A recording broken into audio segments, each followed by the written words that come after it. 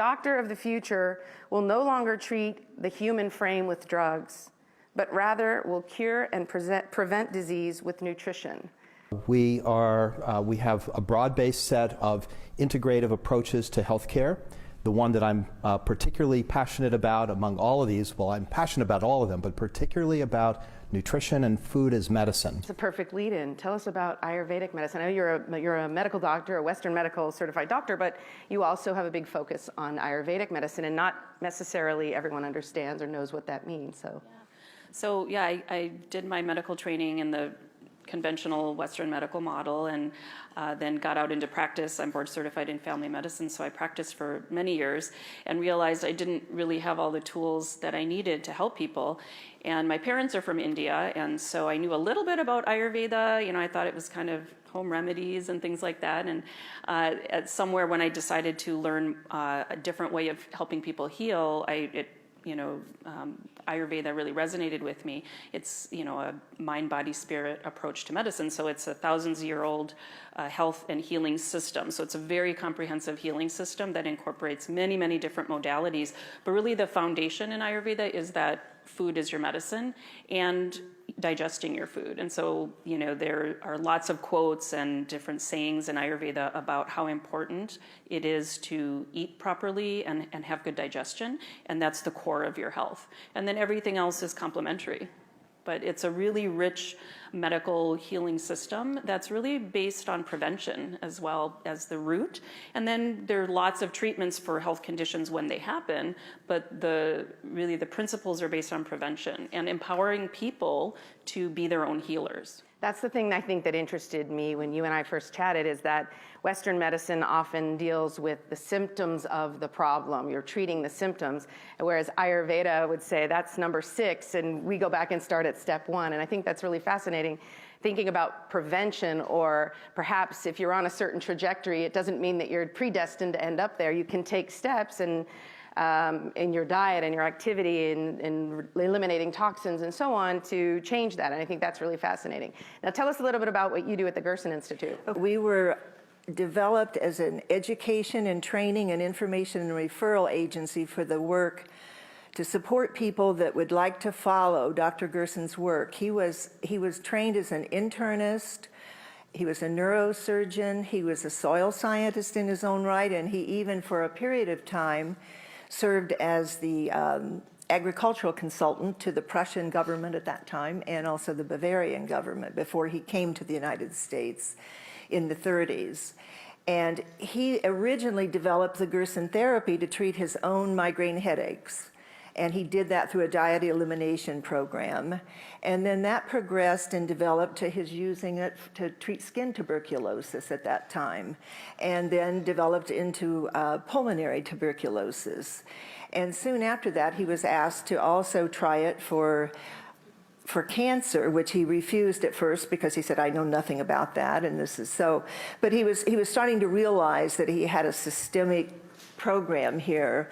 He came from the attitude and the concept of totality. So he looked at everything. He looked at the air quality issues, the water issues, besides the nutrition. It had to be fresh, organic. He developed, of course, individual protocols for people, but there were similarities, and some of the basics were just like salt restriction, potassium enhancement, some natural supplementation, protein restriction initially, and continued to develop the program to treat very seriously ill people. So that's where now training doctors around the world in cyberspace in a teleeducation program and expanding our ability to help more people. So it's very exciting to see the interest coming from everywhere with not just that it's necessary to eat healthy, but that it can really be used as a treatment for very, very serious illnesses, to bring the body back into total balance and to move to a vibrancy and a vitality of life. It's been said that food can either be the best medicine or the slowest poison. You know, our children are the most vulnerable to these toxins, and they are getting better by changes through diet. In fact, my three sons who are in the back are examples of that. They had life-threatening allergies. My son almost died from pecans in the stuffing on Thanksgiving, and also autism symptoms, asthma, and autoimmune issues, and all of them have recovered through using food in their diet, eating organic, taking care of the gut biome, which I'm sure we'll talk about, and so I know that we can do this as a country. We can recover our children and our families, and we can turn around the food industry and the health in our country. Let me ask you something, Gordon. It's been my understanding for a long time that nutrition wasn't sort of part of the required curriculum for medical doctors. Is that still the case? It's changing, although gradually. Seems a little counterintuitive. I'm just a layperson, but I mean, we got training in biochemical nutrition. You know, we all had to learn how to recite the Krebs cycle forwards and backwards, 16 times, but that has no clinical, practical application. It's found its way a little bit. They're teaching maybe a little more about the epidemiology, the nutritional epidemiology of heart disease, diabetes, some of the chronic diseases. But so how food relates to those specific conditions. yes. Don't eat this, eat that. And in some quarters, it's just lip service. In others, there is an effort to try and ingrain it into what people do in practice. How does that differ from what you do? We are fully focused on using food either as an adjunct or as the sole therapy for any patient, for any health condition that comes in the door. You have something that I've seen, a pyramid of what's called, or what you call the therapeutic order. Sort of, if most of us who've been to the doctor had a condition, we know that typically we're told to take this medicine and or potentially have this invasive procedure. That's not where you start. Where do you start?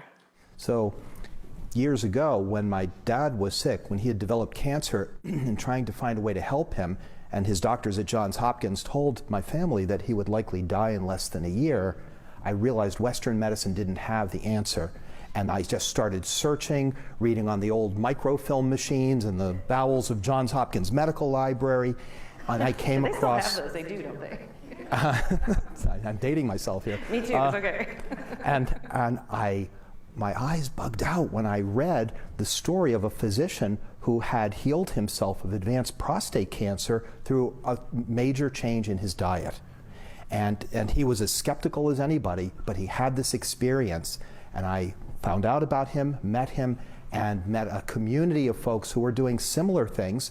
Part of me thought that, this is some kind of a strange cult that I'm slipping into, people who claim to be able to use food to treat all these diseases.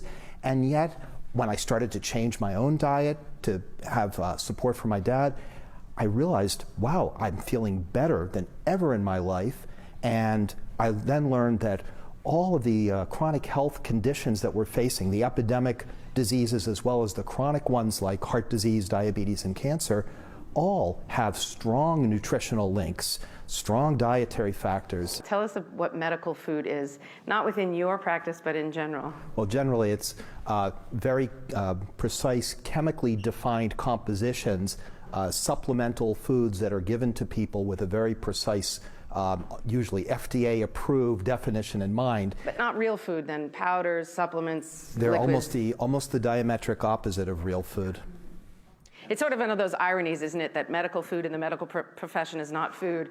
It's sort of like how vegetables under the Farm Bill are specialty products. I mean, it's one of these things that sort of boggles the mind. So, yeah. Honestly, the most healing foods are the plants. The other foods, and it's not that you have to be 100% vegetarian, although, there's a huge amount of data that shows that whole food plant-based diet is the healthiest diet as far as prevention of chronic illness, etc. But so if you do have some sort of animal proteins, it should be like a small part of your diet, and enough. It's energy food. But all of the healing foods are plant-based. It's nuts, seeds, vegetables, fruits. A lot of the things that people think they have to cut out for reasons that really are just myths, and that's where the healing foods are. And we need energy foods, of course, which can be from plants as well. But it's very interesting, the balance in the typical American diet is swayed way over to meats.